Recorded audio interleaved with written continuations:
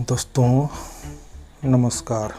अपराध और रोमांच की दुनिया में आप लोगों का स्वागत है। आशा करता हूँ आप लोग अपने परिवार के साथ सुखी एवं स्वस्थ होंगे। आज मैं जो कहानी आपको सुनाने जा रहा हूँ वो एक ऐसा सीरियल किलर की है जो कि हर कत्ल के बाद वहाँ चिट्ठी छोड़ के पुलिस को चैलेंज देता था। तो चलिए सुनते हैं वो सीरियल किलर की कहानी।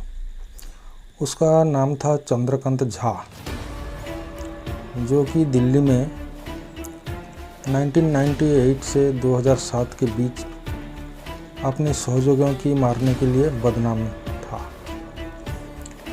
उनका जन्म एक अच्छे परिवार में हुआ था। उसकी माँ बहुत एग्रेसिव थी और वो चंद्रकांत के साथ ज़्यादा समय नहीं बिता सकती थी क्योंकि वो एक कामकाजी महिला थी। बचपन में चंद्रकांत घर पर अपने माता पिता की अनुपस्थिति को महसूस करते थे। वो अपनी शिक्षा और भोजन की देखभाल नहीं करने के लिए अपने माता पिता से नफरत करता था। 1986 में अपने गांव के एक स्थानीय स्कूल में कक्षा 8 पूरी करने के बाद वो नौकरी की तलाश में दिल्ली चला गया। दिल्ली के आज़ादपुर मंडी में उन्होंने सब्जी विक्रेता के रूप में काम करना शुरू किया। उन्होंने प्लास्टिक हॉकर के रूप में भी काम किया था। दिल्ली में अपने शुरुआत वर्षों में उन्हें एक बार दिल्ली के गुंडे ने हमला किया था, जिसने उन्हें सीने में चाकू मार दिया था। वो गुंडों द्वारा बिहारी प्रवासी होने के लिए भी ताना मारा गया था। हमले के बाद चंद्रकांत का दोस्त मदद के लिए आगे आए और उसे एक डॉक्टर के पास ले गए। वह घटना से गहराई से प्रभावित था और उसने आत्मरक्षा के लिए कराटे सीखने का फैसला किया। फिर उसने उन गुंडों को मार डाला जिन्होंने पहले उस पर हमला किया था। कथित तौर पर उस समय स्थानीय पुलिस गरीब सब्जी फेरीवालों से पैसे की मांग करती थी और यहाँ तक कि यूनियन नेताओं ने सब्जी विक्रेताओं के पैसे गलत तरीके से काटते थे, दैनिक मजदूरी से। 1998 में चंद्रकांत ने अपना यूनियन नेता के खिलाफ कार्रवाई करने का फैसला किया, जिसे उस क्षेत्र में पंडित नाम से जाना जाता था। चंद्रकांत और पंडित का तब झगड़ा हुआ था, जिसमें पंडित घायल हो गए थे और उन्होंने झा के खिलाफ शिकायत दर्ज कराई। पंडित ने झा की पत्नी को भी मामले में घसीटा और उसे जेल भी हुई। जेल में उन्हें स्थानीय पुलिस विशेष रूप से बलबीर सिंह द्वारा प्रताड़ित किया गया था। उसे पीटा गया और अन्य कैदियों के सामने उनकी कपड़े छीन के नंगी कर दिया गया था। इस घटना ने झा को अंदर से हिला दिया था और उन्होंने मानना शुरू कर दिया कि हिंसा हर अन्याय का एकमात्र जवाब है। धीरे धीरे उन्होंने एक आक्रामक प्रवृत्ति विकसित करना शुरू कर दिया और एक नीच स्वभाव वाले व्यक्ति बन गया। जेल से रिहा होने के बाद उन्होंने अपनी पत्नी और बेटियों को दिल्ली से किसी अन्य स्थान पर स्थानांतरित कर दिया और झा ने जे कॉलोनी हैदरपुर दिल्ली में अकेला रहना शुरू कर दिया। उस समय वो नौकरी पाने के लिए उत्तर प्रदेश और बिहार के प्रवासियों की मदद करता था। झा उन्हें अपने इलाके में आवास प्रदान करता था और उन्हें अपने बच्चों की तरह रखता था। समय के साथ वो इतना एग्रेसिव स्वभाव और आक्रामक हो गया कि पीने, धूम्रपान, झूठ बोलने जैसे छोटे मुद्दे भी और गैर शाकाहारी भोजन खाने से उसे अपनी ही दोस्तों को मार डाला। 1998 में उन्होंने आदर्श नगर में मंगल उर्फ औरंगजेब की हत्या कर दी और यह झा की पहली हत्या थी। स्थानीय पुलिस ने उसे गिरफ्तार कर लिया। हालांकि 2002 में सबूत सबूतों की कमी के कारण उन्हें रिहा कर दिया गया था। जून 2003 में उन्होंने अपनी दूसरी हत्या कर दी। उसने सिर्फ शराबी होने के कारण शेखर नाम के अपनी ही सहयोगी को मार डाला। हत्या के बाद उन्होंने शेखर के शरीर को दिल्ली के अलीपुर में कहीं फेंक दिया। चंद्रकांत ने नवंबर 2003 में अपने तीसरी पीड़ित की हत्या कर दी। उसने झूठ बोलने के और उसे धोखा देने के लिए उमेश नाम के अपनी एक सहकर्मी को मार डाला। उन्हें उमेश की शरीर को दिल्ली के तिहाड़ जेल के गेट नंबर 1 के पास फेंक दिया। नवंबर 5 में गुड्डू नाम के उनकी सहयोगी को हत्या कर दिया। गुड्डू का कसूर यह था कि धूम्रपान और गांजा पीता था। उन्होंने उत्तर पश्चिम दिल्ली के मंगलपुरी में सुबलो सब्जर के पास शव फेंका। उन्होंने एक महिला आशक मतलब ढेर सारे महिलाओं के साथ संबंध रखने के कारण अक्टूबर 2006 में अपने एक सहयोगी अमित को भी मार डाला। झा ने अमित के सिर, हाथ और पैर काट दिया और बाकी शरीर को चंद्रकांत द्वारा तिहाड़ जेल के सामने फेंक दिया गया। अप्रैल 2007 में उन्होंने अपनी बेटी के साथ संबंध बनाने के लिए उपेंद्र, जो कि अपने ही सहयोगी था, उसको मार डाला और 1 महीना बाद उसने गैर शाकाहारी भोजन खाने के लिए अपने दोस्त दिलीप को मार डाला। हत्याओं के करने के बाद वो स्थानीय पुलिस को भ्रमित करने के लिए पीड़ितों की सिर, अंगों और जननांगों को शरीर से काटता था और दिल्ली के विभिन्न स्थानों पर फेंक देता था। वो तिहाड़ जेल के बाहर फेंके गए शवों के साथ नोट रखकर दिल्ली पुलिस को चुनौती देता था। हत्या के मामले में से एक में उन्होंने एक नोट छोड़ा जिसमें उन्होंने लिखा था, अब तक मैं एक नाजायज मामले का सामना कर रहा था, लेकिन इस बार मैंने वास्तव में हत्या कर दी। आप लोग मुझे कभी नहीं पकड़ पाएंगे। मैं मामला खुलने से नहीं डरता। यदि आप मुझे इस हत्याओं में पकड़ सकते हो तो मुझे पकड़ो। इति तुम्हारा पिता और बहनाई। कुछ मीडिया सूत्रों के अनुसार चंद्रकांत अक्सर रात 8 बजे के बाद हत्याएं करता था। व्यक्ति के मारने से पहले वो पहले पीड़ित के हाथ को बांधता था और फिर कुछ अनुष्ठान करता था। पीड़ितों को मारने के बाद वो पीड़ित के शव की उपस्थिति में एक ही कमरे में भोजन करता था, जिस कमरे में कि फर्श पर खून फैला होता था। वो मानता था कि जमुना नदी में पीड़ितों के सिर फेंकने से उसे मोक्ष मिलता।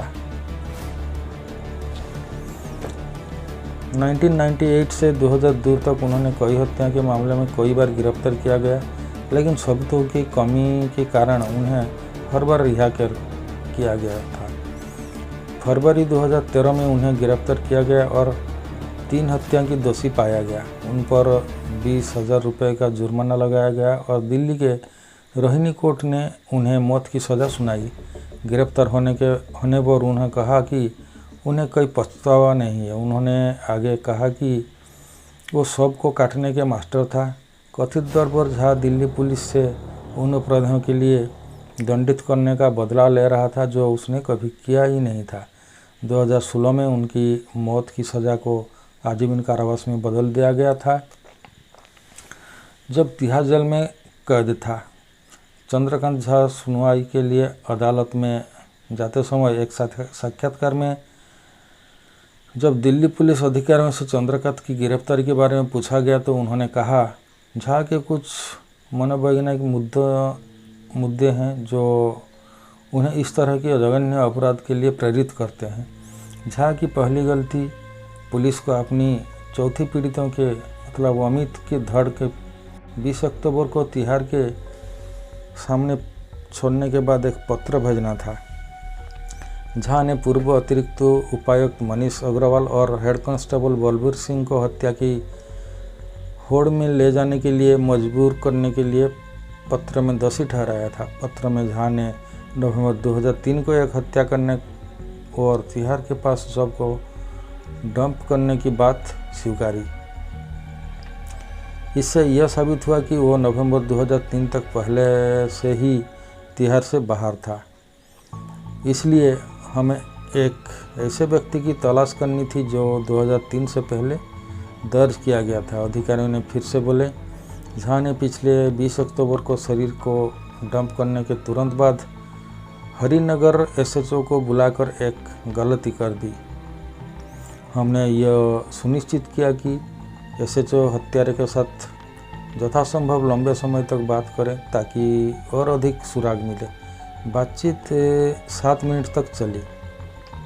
हमारा अगला सुराग निकायों और बाहरी लोगों के हस्तलिखित बयानों के साथ पाए गए नोट पर लिखावट की तुलना करना था। हमें संदेह था कि झा हत्यारा था, लेकिन मुश्किल हिस्सा यह था कि उसके ठिकाने की पहचान करना था, क्योंकि उसने हर 15 दिन में अपना पता बदल दिया था। हम कम से कम 4 ठिकाने जाते थे: जमुना विहार, अलीपुर, बड़लगांव और हैदरपुर। हमारा आखिरी सुराग था यह कि उसने एक स्कूटर फिट रिक्शा चलाता था। हमने सभी 4 स्थानों पर छापेमारी की और अंत में उसे अलीपुर में पाया, जब वह अपने बच्चों के साथ हलवा खा रहा था। बाद में जब पत्रकारों ने चंद्रकांत की पत्नी ममता से अपने पति की अपराध के बारे में पूछा तो उन्होंने कहा, हमारी प्रेम विवाह हुआ था। वो लंबा और अच्छा दिखने वाला और बहुत स्मार्ट है। वो मुझसे 13 साल बड़ा था। उनके माता पिता बड़े लोग थे। जो उन पिता सरकार से सेवानिवृत्त हुए थे और उनकी माँ एक स्कूल शिक्षक थी। मुझे नहीं पता कि उसने कितनी दूर पढ़ाई की, लेकिन उसे अखबार पढ़ना बहुत पसंद था। वो कभी भी किसी को गैर शाकाहारी खाने के लिए नहीं मार सकता। उसे मांस और मछली खाना बहुत पसंद था। वो अपनी रोटियों के साथ रिच, ऑयली, गैर शाकाहारी पसंद करता था और मुझे यह उसी तरह ही पसंद है। जब उसने हत्या के मामले के बारे में पूछा गया तो उन्होंने एक पूरी तरह से अलग कहानी साझा की। उन्होंने कहा, पुलिस ने कहा कि हम अलग रहते थे जब वो हत्याएं के प्रयास कर रहा था, लेकिन हम अलग कैसे रह सकते हैं? मैं उसे मुझसे दूर नहीं रख सकता था, भले ही मैंने कोशिश की हो। पुलिस के अनुसार वे उसके सभी सहयोगी थे जो कभी भी उसे जानते थे। अगर उसके साथ रहने के लिए उसके गांव से लोग आ जाते तो मुझे इसके बारे में पता होता। हमने कभी भी हैदरपुर में कमरा किराए पर नहीं लिया था, जहां कहा जाता है कि उसने हत्याएं की। उसने फिर से बोली, झा मुझे कभी घर से बाहर कदम नहीं रखने दिया। वो सारा दिन काम करता और फिर मेरे पास घर आता। मैंने कभी नहीं सोचा था कि मुझे 4 के लिए काम करना होगा। मैं अपना छोटे बच्चे की उम्मीद कर रहा था।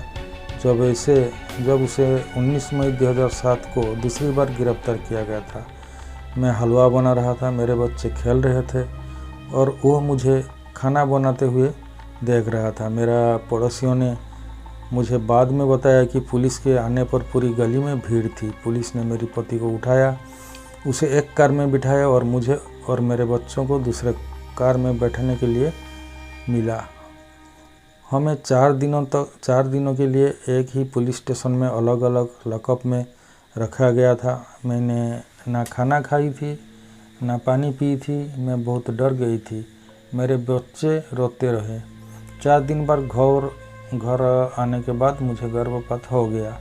तो ये कहानी के ऊपर जुलाई 2022 में Indian predator the butcher of Delhi नाम का एक धारावाहिक नेटफ्लिक्स पर जारी की गई थी, जो चंद्रकांत झा द्वारा की गई हत्या पर आधारित था।